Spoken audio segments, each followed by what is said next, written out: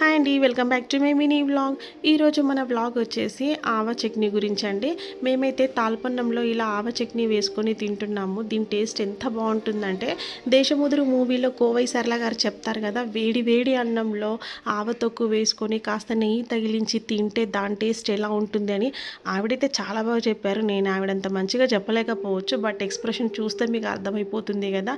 ఎందుకంటే మా ఇంట్లో కూడానండి చాలా రోజుల నుంచి అందరికీ వైరల్ ఫీవర్స్, అస్సలు ఏది తినాలన్నా కూడా టేస్ట్ లేదు. అందుకని ఫైనల్గా ఇలా ట్రై చేసామన్నమాట.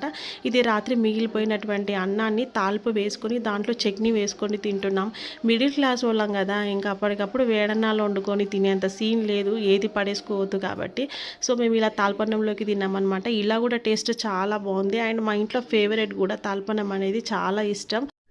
ఇంకా ఈ తొక్కుల్లో రకాలు ఉంటాయండి. అల్లపావ, ఉప్పావ, ఆవ అని ఇలా చాలా రకాలుగా ఉంటాయి. వీటన్నింటిని 1 ఇయర్ పాటు స్టోర్ చేసి పెట్టుకుంటాం అనమాట. ఎప్పుడు నచ్చితే అప్పుడు చక్కగా తాలింపు వేసేసుకొని తినొచ్చు తొక్కుతో కూడా. నేను లాస్ట్ ఒక షార్ట్ వీడియోలో పెట్టాను చట్నీ రైస్ అని చెప్పేసి. అలా కూడా చాలా బాగుంటుంది, డిఫరెంట్గా ఉంటుంది. మరి మీరు మీ కొత్త ఆవ చట్నీతో టేస్ట్ చేశారా? ఎలా ఉందో చెప్పండి.